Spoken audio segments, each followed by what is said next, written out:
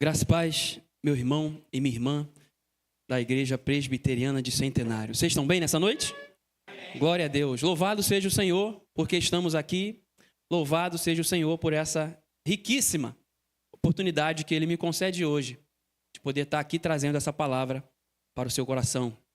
É de fato motivo de muita alegria, meu irmão e minha irmã, receber um convite para poder falar daquilo que Deus nos chamou para fazer. Amém? Eu me chamo Lucas Meireles, sou seminarista ali da Igreja Presbiteriana de Rio da Prata. Estou designado agora para auxiliar os irmãos ali na Igreja Presbiteriana de Padre Miguel, contando com suas orações para que o trabalho de Padre Miguel prospere para a honra e glória do nome do Senhor Jesus. Eu sou casado com a Karina e a próxima informação costuma assustar as pessoas. Tenho 3 filhos, o Augusto, Ângelo e o Antônio, que não puderam estar aqui porque estão com uma dificuldadezinha lá no intestino, né? E não era por bem trazê-los para cá nessa noite. Mas em outra oportunidade, já é a segunda vez que eu estou aqui, né? Louvado seja o Senhor por mais essa oportunidade.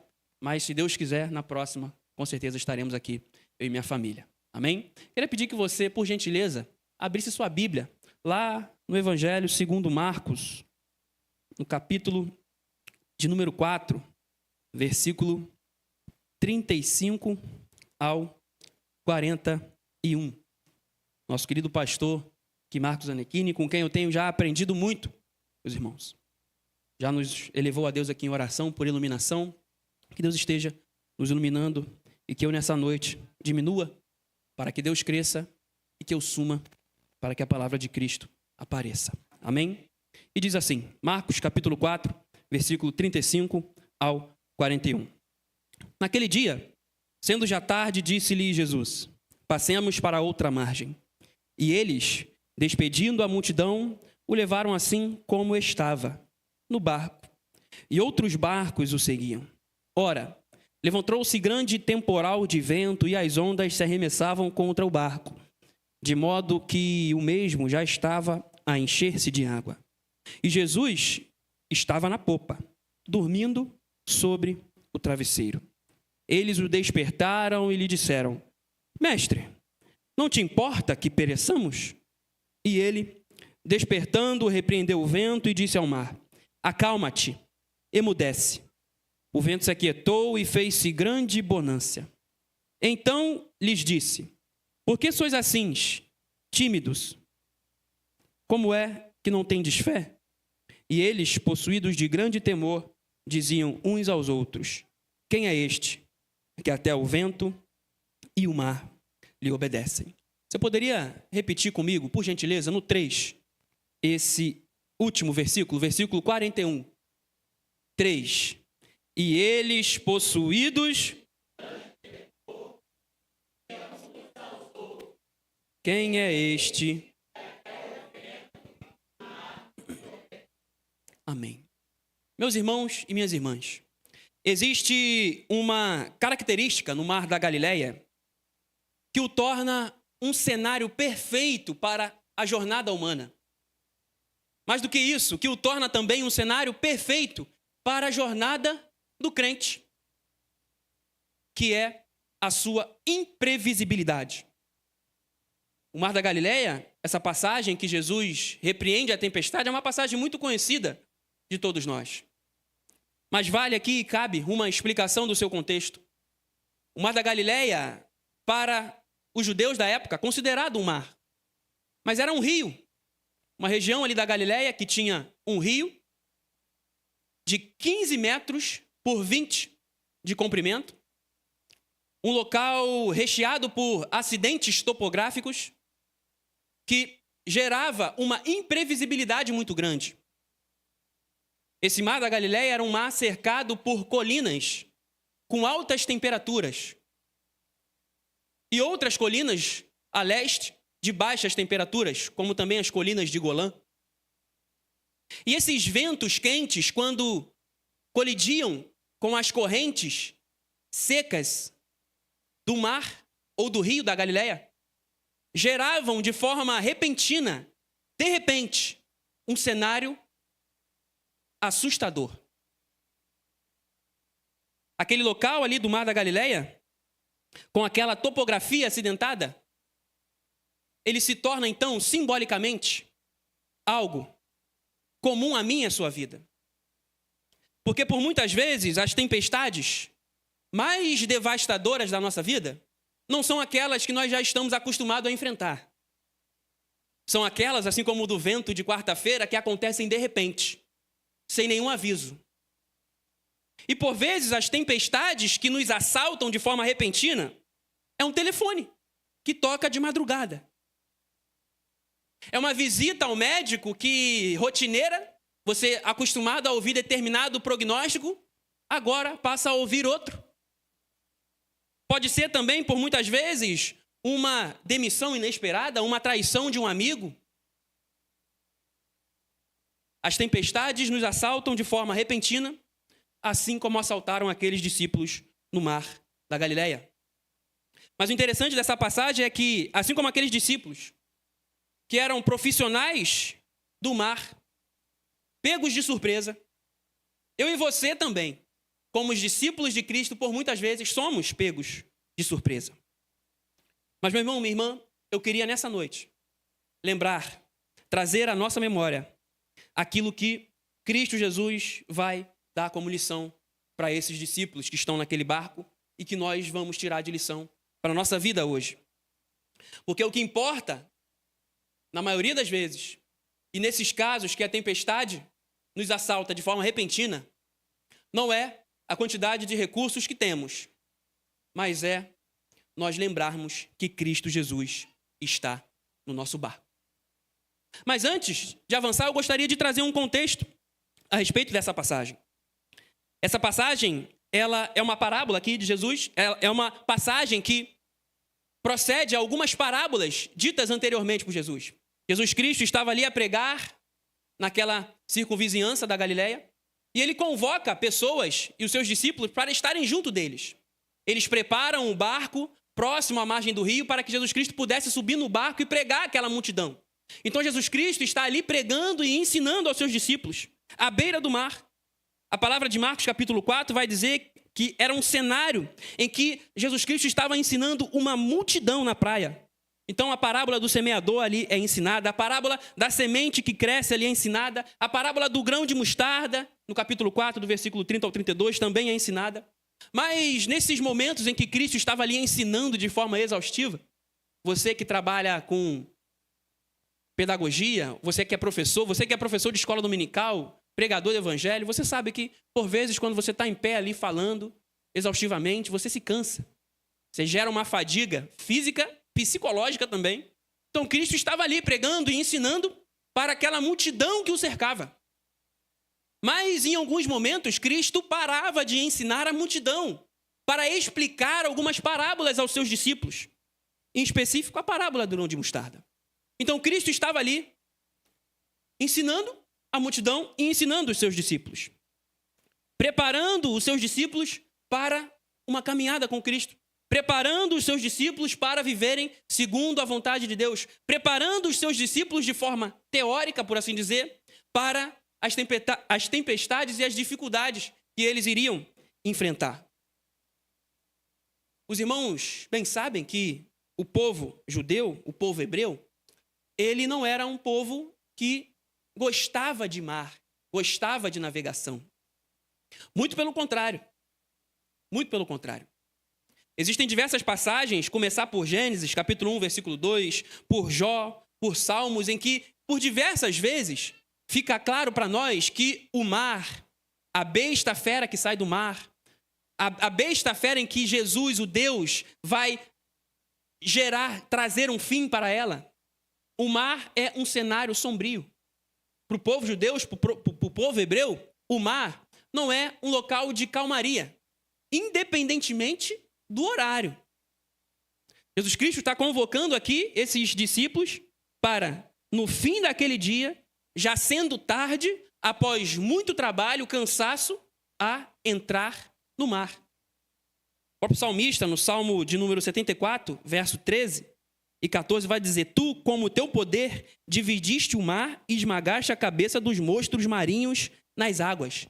Estava no consciente coletivo do povo hebreu que o mar não era um bom local para se estar, porque ele era um local desconhecido. A própria revelação de João, no livro de Apocalipse, no capítulo 21, verso 1, vai deixar isso claro para nós, que é quando João vai escrever que vi no céu nova terra, pois o primeiro céu e a primeira terra passaram e o mar já não existe. Ou seja, é uma vitória que no novo céu, dito simbolicamente, é claro, que no novo céu e na nova terra não vai ter um local, um lugar que nós teremos medo, ou seja, o mar. O cenário do mar para o povo hebreu não era um cenário e um local bom para se estar. E mais do que isso, que vai ficar claro para nós, aqui também, ao decorrer dessa exposição, é que essa tempestade que assalta aqueles discípulos de forma repentina é algo produzido pelo próprio inimigo. Aquilo que Cristo Jesus convoca os seus discípulos para irem para outra margem fazer, fez com que o inimigo, o diabo, o inimigo das nossas almas, ele tentasse impedir que Cristo chegasse na outra margem. Mas eu queria convidar os irmãos aqui, nessa noite, para, assim como os discípulos, que eram profissionais do mar e foram pegos de surpresa, também nós aqui possamos descobrir hoje que, ao olhar para o barco onde o Criador descansava, para que possamos nós aprender, meus irmãos e minhas irmãs, que não depende, por muitas vezes, viver num mar calmo, mas depende mais de quem está navegando conosco. Por isso eu queria tratar como tema dessa mensagem a pergunta que os discípulos fizeram: Mestre, não te importa que pereçamos? Primeiramente, nós vamos perceber que é o próprio Cristo que convoca os seus discípulos para a provação.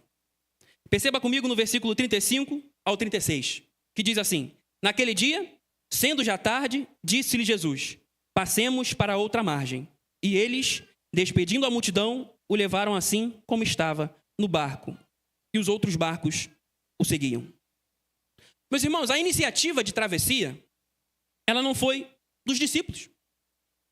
É Cristo Jesus, então, que decide convocar os seus discípulos para irem para outra margem. Após um dia incessante de trabalho, após um dia muito cansativo, após um dia de muitas instruções dadas à multidão e aos seus discípulos, Cristo Jesus decide convocar todos aqueles ali que estavam com ele, de seus discípulos, para praticarem tudo aquilo que Cristo tinha ensinado a cada um deles. Então, Cristo está agora convocando os seus discípulos para uma escola de fé. Cristo, como mestre soberano, convoca os seus discípulos para um cenário de prova. A ordem de Jesus aqui é, a vontade de Deus é levar-nos, aqueles discípulos, para uma aflição. É aí que se torna incongruente por muitas vezes, quando nós nos deparamos com esse tipo de ensinamento de Cristo, com esse tipo de ensinamento prático de Cristo, a ponto de, por muitas vezes, questionar aquilo que estamos passando. Os discípulos verberaram o seu questionamento com uma pergunta: Mestre, não te importa que pereçamos? E por muitas vezes, esse é o meu e o seu questionamento quando somos assaltados de forma repentina por uma tempestade. O chamado de Cristo aqui, para aqueles irmãos, era um chamado para a aprovação. E nós, dentro da nossa perspectiva reformada, conseguimos observar, assim como o próprio Calvino vai dizer, que o fato da tempestade ocorrer sobre a ordem de Jesus nos ensina que estar na vontade de Deus não é ser livre de provações. Viver com Cristo não significa dizer que você vai parar de sofrer. A promessa do Evangelho não é que você vai ter vida calma e tranquila nessa terra. Mas como diz o cântico, né? A vida calma, serena e tranquila nos chegará quando Cristo vier nos buscar. E por muitas vezes, na jornada cristã, nós somos assaltados, repentinamente, por ventos impetuosos. Ventos esses que por muitas e muitas vezes são espirituais. Dificuldades espirituais, problemas espirituais, lutas espirituais, não somente carnais. Porque afinal de contas, a nossa luta de fato não é contra a carne nem contra o sangue, mas sim contra principados e potestades. É o próprio Cristo que então decide convidar aqueles discípulos para uma escola de fé. Mas na verdade a escola de fé já tinha começado. Lembra que o contexto da passagem vai deixar claro para nós que Cristo estava ali ensinando uma multidão, ensinando os seus discípulos, tirando dúvida dos seus discípulos. Agora esse Cristo que estava ali ensinando, tirando dúvida dos seus discípulos, decide convocar os seus discípulos para a prova prática. Para a prova prática. Para a prova prática. E a prova prática na vida do crente, ela por vezes é um telefonema na madrugada. A prova prática de fé na vida do crente é, por vezes, uma traição que você levou de forma inesperada e que está aguardando Deus trabalhar no seu coração para que você libere o perdão. A prova prática na vida do crente é viver um momento de dificuldade financeira, de saúde, e você lembrar, assim como na oração aqui que recebemos do pastor, que Cristo está cuidando do seu rebanho.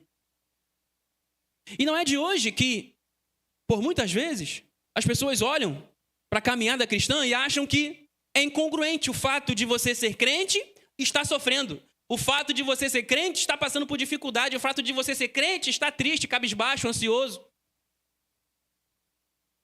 Em 2 Coríntios, no capítulo de número 12, versículo 9 e 10, o apóstolo Paulo vai escrever assim: Mas ele me disse, minha graça é suficiente para você, pois o meu poder se aperfeiçoa na fraqueza. Portanto, eu me gloriarei ainda mais alegremente nas minhas fraquezas, para que o poder de Cristo repouse em mim. Por amor de Cristo, regozijo-me nas fraquezas, nos insultos, nas necessidades, nas perseguições, nas angústias. Pois quando eu sou fraco, é que eu sou forte. É que eu sou forte. Mas ainda, em 2 Coríntios, no capítulo 4, versículo 8 e 9, Paulo estava sendo pressionado, e ele diz: de todos os lados somos pressionados, mas não desanimados.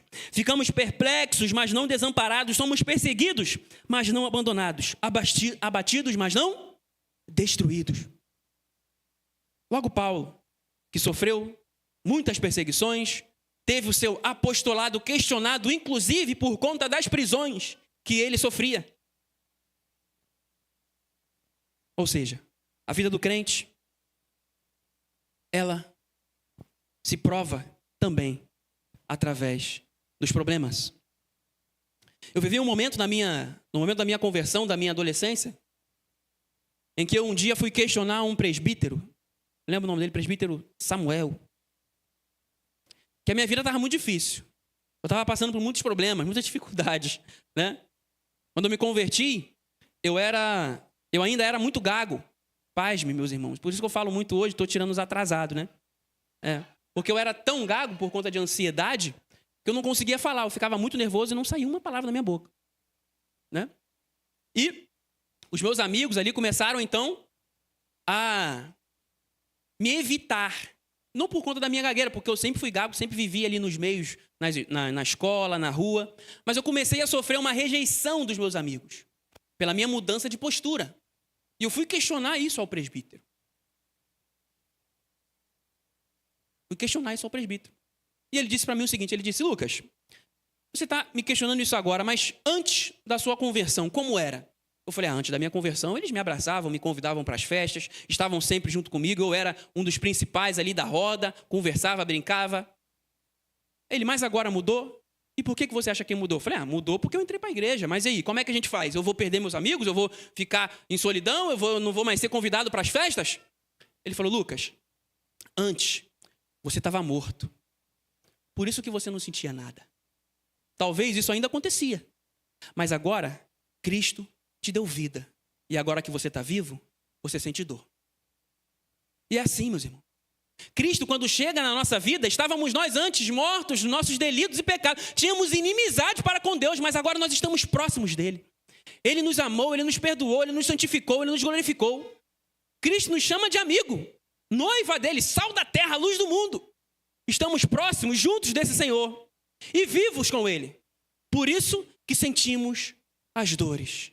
E devemos nós, assim como Paulo vai dizer, nos gloriar, porque podemos fazer parte do sacrifício de Cristo, ao sentirmos a sua dor, ao sentirmos perseguições, ao sermos por muitas vezes traídos, mas sabedores de que a nossa vitória está prestes a acontecer em Cristo Jesus. Amém? Mas Cristo não para por aí os seus ensinos. Ele começa convocando os seus discípulos para deixar claro para todos eles, a partir de uma prova prática, a humanidade real de Jesus, após um dia cansativo, decidir repousar a sua cabeça. Repousar a sua cabeça para descansar. Jesus então dorme sob um travesseiro, exausto. E o que isso simbolicamente, meu irmão, minha irmã, nos mostra? Uma fraqueza física de um cansaço de Jesus? Sim, é verdade.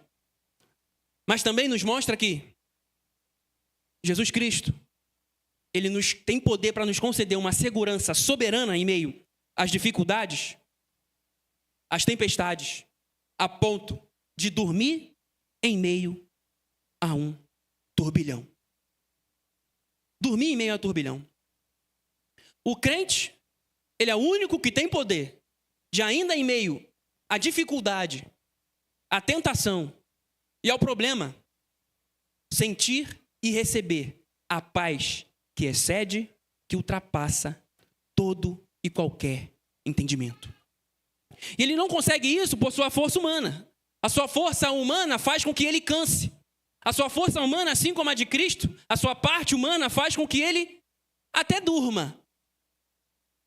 Mas o Espírito que habita dentro de nós faz com que a gente tenha esperança em meio à dor, esperança em meio ao sofrimento, esperança em meio às dificuldades. Esse descanso e esse sono de Cristo aqui vai deixando claro ali para aqueles discípulos uma certeza que eles tinham no seu coração, porque Cristo tinha acabado de ensinar isso a eles.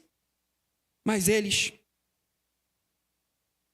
a priori, foram ali tentados pelo desespero. Mas o clamor dos discípulos, após olharem aquilo ali, aquele cenário, é instantâneo. Eles vão dizer então no verso 38: Mestre, não te importa que pereçamos? É o clamor dos discípulos. Meus irmãos, essa pergunta dos discípulos, ela deixa claro para nós uma falha ao exercer aquilo que Cristo está comunicando a eles. Perceba aquilo que nós trabalhamos no primeiro ponto. Cristo Jesus convocando os discípulos para aprovação. Ele vai dizer no versículo 35: passemos para outra margem. O desespero dos discípulos começa a acontecer quando o barco começa a se encher de água. E aqueles discípulos que morriam de medo do mar,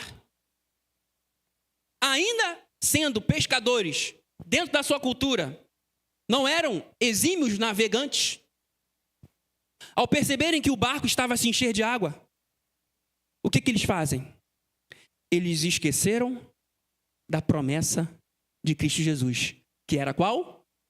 Passemos para outra margem. O que fica claro para nós é que esses discípulos deixam a tentação invadir a sua mente quando eles se esquecem das promessas de Jesus. Quando eles se esquecem daquilo que Cristo prometeu, daquilo que Cristo tinha ordenado a eles, é o momento em que eles começam a se desesperar. E o que isso vai trazer de aplicação para mim e para a sua vida, meu irmão, minha irmã? É exatamente quando nós nos distanciamos daquilo que Cristo prometeu para nós, é que nós nos desesperamos em meio a um turbilhão. É quando nós decidimos esquecer de forma ativa aquilo que Cristo diz para nós em sua palavra. Quando nós esquecemos, quando nós não decidimos lembrar, meditar naquilo que Cristo prometeu para nós, é que nós deixamos a nossa fé se esmorecer. Os discípulos, quando decidem esquecer aquilo que Cristo disse no versículo 35, passemos para outra margem, é o momento em que eles se desesperam. E eu gostaria de lembrar aqui para você nessa noite aquilo que Cristo prometeu para você, meu irmão. Cristo vai dizer em João, capítulo 3, versículo 16, que amou o mundo de tal maneira que deu o seu Filho unigênito para que todo aquele que nele crê não pereça, mas tenha vida eterna. Você crê em Cristo? Você sabe que você tem a vida eterna, é uma promessa de Deus para a sua vida. Cristo vai dizer que na sua ascendência que Ele ia subir aos céus para preparar lugar para mim e para você, que Ele está nos ouvindo, que Ele escuta a nossa oração. E por muitas vezes, no momento de clamor, no momento de dificuldade, nós esquecemos que Cristo está nos ouvindo, a ponto de, em uma situação difícil, deixar de orar. Nós deixamos muito claro a nossa falta de fé quando nós esquecemos aquilo que Cristo nos prometeu. Mas hoje Cristo nos lembra, meu irmão, minha irmã, aquele que crê em Cristo Jesus será salvo. Lá em Romanos, capítulo 10, versículo 9, se com a tua boca confessares Jesus como Senhor, se em teu coração creres que Deus ressuscitou dentre os mortos, será salvo. E são muitas as promessas de Cristo Jesus. Para os enfermos, Deus vai deixar claro no livro de Salmos que Ele até tem o poder de apoupar a nossa cama no momento de enfermidade. Nós nos desesperamos, nós nos assustamos, nós temos medo quando esquecemos das promessas de Jesus. Mas os discípulos aqui, eles nos ensinam algo muito bom também.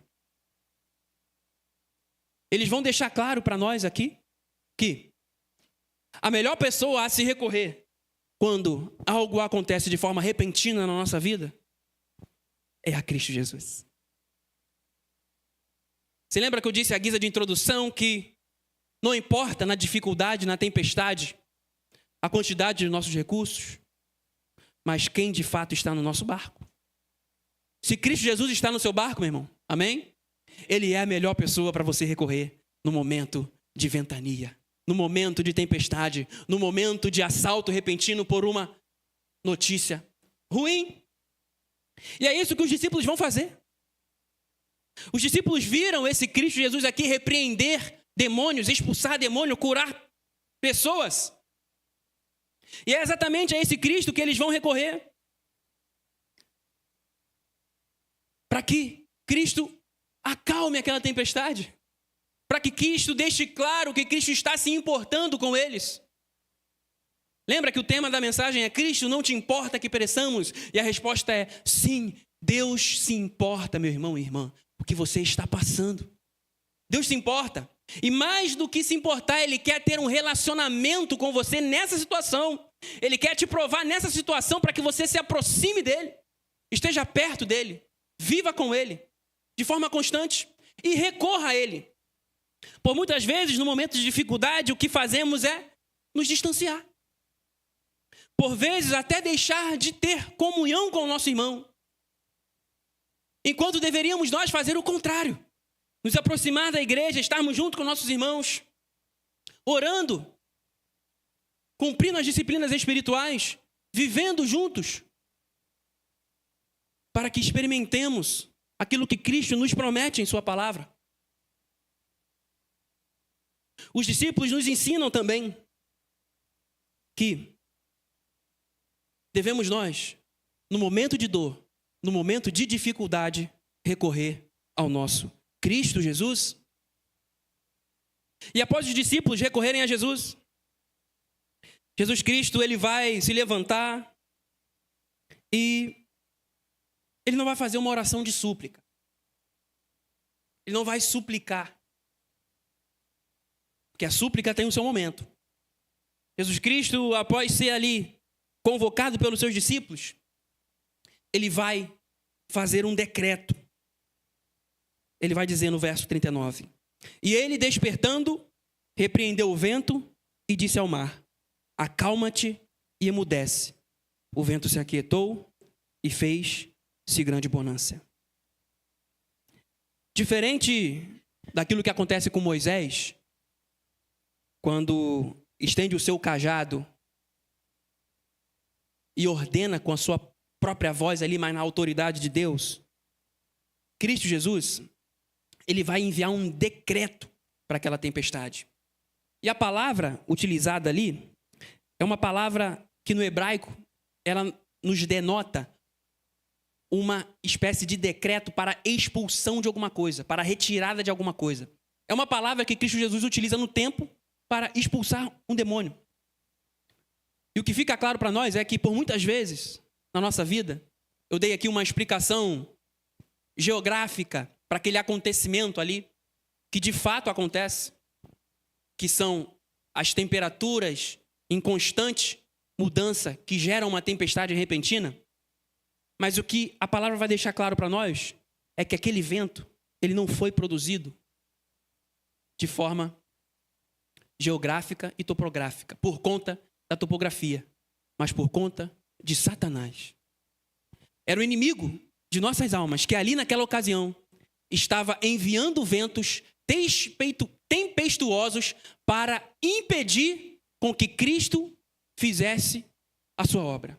Para impedir com que Cristo chegasse à outra margem e já iniciasse ali o seu ministério na outra margem do mar, expulsando um demônio. A ponto do demônio, quando Cristo chega, falar para Cristo: por que veio me atormentar? Então, os estudiosos vão criar um coro aqui e fazer unânime essa posição de que aquele vento, aquela tempestade foi ocasionada pelo próprio inimigo. Pelo próprio inimigo. Mas percebe que aquilo que o inimigo faz, Cristo acaba com uma palavra. Com uma palavra. E meu irmão, minha irmã, eu sei que você já viveu muitos problemas na sua vida em que Cristo acalmou com uma palavra. E são esses problemas que eu quero que você lembre agora, para que te dê força, para que você, dentro dessa situação que você está passando hoje, lembre que o nosso Jesus Cristo, ele tem poder de mudar uma tempestade que nos assalta de forma repentina com uma palavra. Acalma-te, emudece. Cristo Jesus, ele é todo poderoso. Cristo Jesus, ele é todo poderoso. Cristo Jesus, ele tem poder de transformar as circunstâncias da nossa vida e transformar a nossa vida para que compreendamos as circunstâncias de forma diferente, para que vivamos de forma diferente. O ensino de Cristo Jesus está começando aqui agora a ter uma aplicação direta para a vida prática daqueles discípulos. Assim como ele deseja, meu irmão e minha irmã, que tenhamos eu e você também uma aplicação da fé e dos ensinos na nossa vida prática. Na nossa vida prática.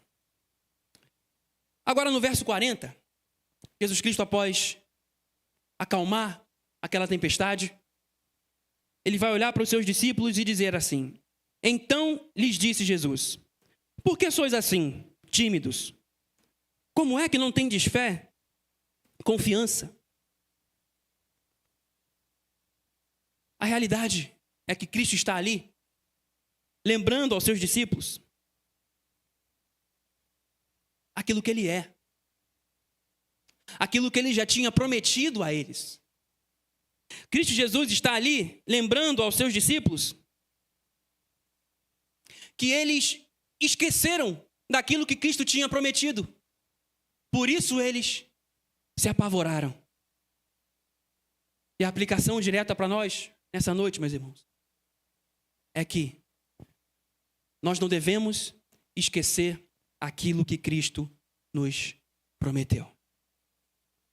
Não devemos esquecer, porque ao esquecer aquilo que Cristo nos prometeu, nós ficamos apavorados, aterrorizados. Mas o contrário também é verdadeiro. Ao lembrar daquilo que Cristo nos prometeu, nós conseguimos alcançar a paz que o mundo não consegue entender. Como pode, no momento de incerteza, de dificuldade, de pavor, de perda, de desemprego, estar ali louvando e exaltando a Deus? Como pode tirar sorriso em meio ao pranto? É um momento em que você recebe até a oportunidade de, assim como aqueles que regressaram da Babilônia, lá no Salmo 126, tiveram também, que é de olhar e dizer: grandes coisas o Senhor tem feito por nós, e por isso estamos alegres. Por isso estamos alegres. Porque Cristo Jesus tem confirmado dia após dia aquilo que Ele nos prometeu. Cristo Jesus tem confirmado, ainda em meio às dificuldades e aos assaltos repentinos das tempestades, dos problemas que nos surpreendem, que Ele tem sido fiel à nossa vida. E o texto vai terminar no verso 41, com grande temor. Mas agora, o medo desses discípulos não é o medo de morrer, que acompanhava eles no início dessa perícope, mas é o temor do Senhor, porque acontece uma grande virada. E a pergunta ali que eles fazem é: quem é este? Quem é este? Quem é este? Jó, no capítulo 9, versículo 8, ele vai dizer quem é este. Ele vai dizer: ele é este que anda sobre as ondas. O Salmo número 107 vai dizer: ele é aquele que faz cessar as tormentas e emudece os grandes. Quem é esse? Esse é aquele que te salvou. Quem é esse? Esse é aquele que te convocou para a salvação. Quem é esse? Esse é aquele que te deu vida e vida em abundância. Quem é esse? Ele é aquele que dá sentido para a sua vida em meio às dificuldades. Quem é esse? Ele é o Senhor dos senhores, o Senhor de todas as terras, céu e mar. Quem é esse? O Todo-Poderoso que morreu na cruz do Calvário para me dar vida e vida em abundância, vida em salvação. Quem é esse? Aquele que nos deu acesso à vida eterna. Quem é esse? E eu sei que você, meu irmão e minha irmã, já viveu um momento na sua vida que você se desesperou, mas que a sua conclusão foi essa mesma dos discípulos, a ponto de dizer: quem é este? Que até o vento e o mar lhe obedecem. Esse é o nosso Deus poderoso. Esse é o Senhor da tempestade. Esse é aquele, meu irmão, que hoje acalma aquilo que acontece de forma repentina na sua vida. Esse é aquele que está no nosso barco. A pergunta para nós não é se a tempestade vai parar, se as ventanias do El Ninho vão continuar acontecendo. Mas a pergunta que nós devemos responder é: Jesus Cristo está no nosso barco? Nós temos lembrado desse que nos convidou para passar para outra margem? Se temos fé que Cristo está no nosso barco, se lembramos das promessas dele para a nossa vida, nós passaremos para outra margem. Amém? Que Deus, meu irmão, tenha levado até você calmaria. Que Cristo Jesus tenha deixado claro que ele se preocupa com o que você está passando. A pergunta dos discípulos foi: mestre, não te importa que pereçamos? Mas o sacrifício de Cristo Jesus na cruz do Calvário deixa isso mais do que claro para mim e para você, que ele se importa comigo e contigo e com aquilo que estamos nós passando. Amém? Curve sua cabeça que eu irei orar por você nessa noite. Querido Deus e Pai, Pai de amor e de eternidade, nós nessa noite, Senhor, ainda talvez possuídos de grande temor, Pai, por reconhecer o tamanho, a força e a Tua fidelidade para com a nossa vida. E constrangidos, Senhor, porque por muitas vezes, quando pegos de surpresa por uma tempestade, nós esquecemos daquilo que o Senhor nos prometeu. Nós queremos nessa noite te agradecer, Pai, porque o Senhor palestra no nosso coração a quem nós devemos de fato nos agarrar, que é a Cristo. Não é o nosso poder aquisitivo quando pegos de surpresa financeiramente. Não é, Pai, a nossa saúde quando assaltados por uma enfermidade, não. Mas é o Senhor. Mas é o Deus que nos prometeu passar para outra margem, passar para o outro lado, Pai. Nós queremos te agradecer, porque a cada um dos irmãos que aqui, Pai, tiveram a oportunidade de nessa noite ouvir a Tua voz e lembrar que o Senhor se preocupa com cada um de nós. Pai, nós oramos para que esses irmãos aqui, Pai, que apresentaram as suas necessidades diante do Senhor, que aprenderam de Ti, possam, Deus, viver isso que os discípulos viveram, que nós, que eu, que todos nós aqui possamos, Deus, viver. Vivamos de fato essa realidade, a ponto de dizer: quem é esse que até o vento e o mar lhe obedecem? Mas também a ponto de responder quando nos perguntarem: quem é esse que até o vento e o mar lhe obedece? Esse é Jesus, que vindo ao mundo, morreu na cruz do Calvário e nos purificou de todo pecado, nos dando acesso à vida eterna e nos redimindo para viver junto do Pai. Senhor Deus, obrigado por Tua palavra. Obrigado, Senhor, porque aqui nessa noite fomos ministrados desde que entramos aqui e continuaremos sendo ainda, Pai. Essa é a nossa oração a Ti, em nome de Jesus. Amém e amém.